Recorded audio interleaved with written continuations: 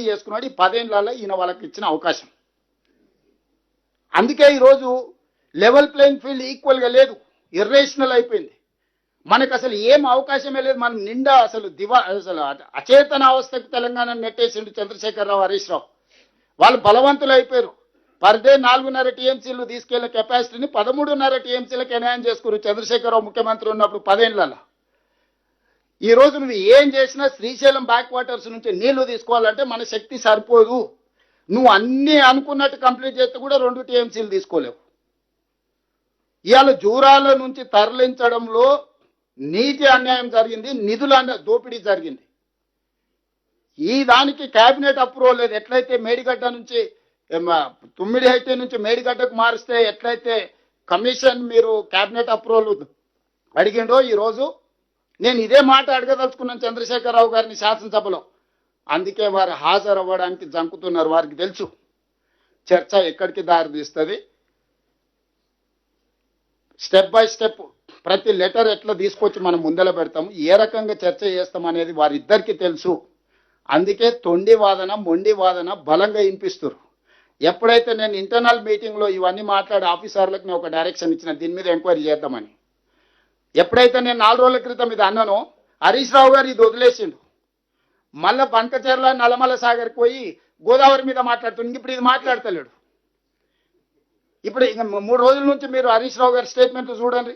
నేను 4 రోజుల క్రితం మా అధికారులందరినీ పిలిచి కూర్చోబెట్టి, ఓకే ఫైన్ బాగుంది, చర్చ అంతా చేద్దాం, TO terms of reference ready చేయండి, ఎంక్వైరీకి ఆర్డర్ ఇద్దామని చెప్పి ఆఫీసర్లు అందరికీ చెప్పిన.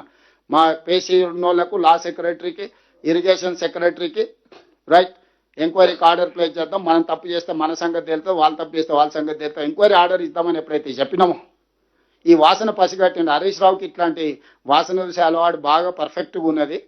ఇప్పుడు ఏమంటుండు, ఇంకా కృష్ణా నది మీద చర్చ వదిలేసిండు. లేదు లేదు లేదు, బంకచెర్ల నుంచి మీరు నల్లమల సాగర్ను మీరు అనుమతిస్తున్నారు, చంద్రబాబు నాయుడుకు తాకట్టు పెట్టిండు అని. నేను అనేది, ఈ రూమ్లో ఉన్న వాళ్ళు ఎవరమైనా మనం ఈ ప్రాంతంలో పుట్టి, ఈ ప్రాంతంలో పెరిగి, ఈ ప్రాంతంలో రాజకీయాలు చేయాలనుకుంటున్నాం. ఎవరైనా ఏ విషయంలో అయినా ఏదైనా అభిప్రాయం ఉండొచ్చు. తెలంగాణ నీళ్లు ఇతరులకు ఇచ్చే దాంట్లో ఎవడైనా ఒక సెకండ్ అని ఆలోచన చేస్తాడా? మీ రూమ్లో ఉన్న వాళ్ళు ఆలోచన చేయండి. పెద్దలందరూ ఉన్నారు కదా, ఎవరైనా తెలంగాణ ప్రజలకు ప్రాతినిధ్యం వహించేవాడు తెలంగాణ రైతుల యొక్క హక్కులను తాకట్టు పెట్టడానికి కలలోనైనా నిద్రలోనైనా ఎవడైనా ఆలోచన చేస్తాడా? ఆయన చేసిండు, అనుభవించిండు, ఇంటికి పోయిండు. ఇప్పుడు మన మీద ఆ దుమ్మెత్తిపోయాలి, అతికించాలనే ప్రయత్నం చేస్తుండు. అందుకే ఇక్కడ ఉన్న ప్రజాప్రతినిధులందరికీ నేను చాలా స్పష్టంగా కాటగారికలు చెప్తున్నాను. దీంట్లో ఏంటంటే మహాభారతంలో ఉన్నట్టు ఎన్నో ఘట్టాలు ఉన్నాయి. ఒక్కొక్క ఘట్టం ఒక రకం. ఇది మల్టీ కాంప్లికేటెడ్. ఎందుకంటే ఆంధ్రప్రదేశ్ ఉంది, తెలంగాణ ఉంది, కేంద్ర ప్రభుత్వం ఉంది, కృష్ణా ట్రిబ్యునల్ ఉంది, కృష్ణా రివర్ మేనేజ్మెంట్ బోర్డు ఉంది, పర్యావరణ అనుమతులు ఉన్నాయి, సిడబ్ల్యూ సెంట్రల్ వాటర్ కమిషన్ అనుమతులు ఉన్నాయి.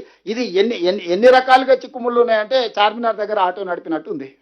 ఎవడు ఏ పక్క నుంచి ఏ సందులో నుంచి ఓడొస్తాడో, సైకిల్ మోటార్ ఓడి వస్తాడో, కారు ఓడి వస్తాడో, ఎవడు వస్తాడో తెలియదు, నడుచుకుంటాడో వాడు వస్తాడో, అరటి పండ్ల బండి వచ్చి అడ్డం పెడతాడో తెలియని పరిస్థితిలో ఈ జల వివాదాలకు సంబంధించిన చర్చ ఉన్నది. ఈ చర్చను పూర్తి స్థాయిలో సభలో ఎండగడతాము. ఇందులో వచ్చిన వాళ్ళకు కూడా క్లియర్గా గోదావరి నది, కృష్ణా నది రెండు నదుల మధ్యలో ఉన్నదే తెలంగాణ. ఈ తెలంగాణ హక్కుల కోసం మన ప్రభుత్వం ఉమ్మడి రాష్ట్రంలో హక్కులను సాధించుకోలేకపోతున్నాము, హక్కులకు అన్యాయం జరుగుతుందని, నష్టం జరుగుతుందని తెలంగాణ రాష్ట్రం ఇచ్చినాం. తెలంగాణ రాష్ట్రం వచ్చిన తర్వాత వెళ్ళి కిరణ్ కుమార్ రెడ్డి తయారు చేసిన పేపర్ మీద కేసీఆర్, హరీష్ రావు గారు ఇద్దరు కలిసి సంతకం పెట్టేస్తే ఆ కిరణ్ కుమార్ రెడ్డి కంటే వీళ్ళు ఎక్కువ దుర్మార్గులు కదా. కాళోజీ చెప్పిండు కదా, పక్కోడు చేస్తామని పొలిమేరలు అవతల తరుతాం, వీడియో అయితే ఇక్కడ పాత్ర ఇస్తాం అనేది చెప్పిండు కదా. సో అది సరిగ్గా వీళ్ళిద్దరికి వర్తిస్తుంది. ఆ రోజు ఇరిగేషన్ మినిస్టర్ హరీష్ రావు గారు, చీఫ్ మినిస్టర్ కేసీఆర్ గారు, వీళ్ళిద్దరిని ఊరేసిన, నేను అథారిటీగా చెప్తున్నా, వాళ్ళిద్దరిని ఈ జలాల విషయంలో చేసిన అన్యాయానికి హరీష్ రావు గారిని, కేసీఆర్ గారిని ఊరే తీసినా తప్పు లేదు. ఇదే మిడిల్ ఈస్ట్ కంట్రీస్ అయితే చౌరస్తాలనే ప్రజల చేత రాళ్లతో కొట్టించి చంపించుండేవాళ్ళు. మనది ప్రజాస్వామిక దేశం కాబట్టి ప్రజాస్వామ్య బద్ధంగానే ఎవరినైనా శిక్షించాలి కాబట్టి కసబును కూడా మనము చాలా రోజులు జైల్లో పెట్టి, బిర్యానీ పెట్టి విచారణ చేసి ఉరి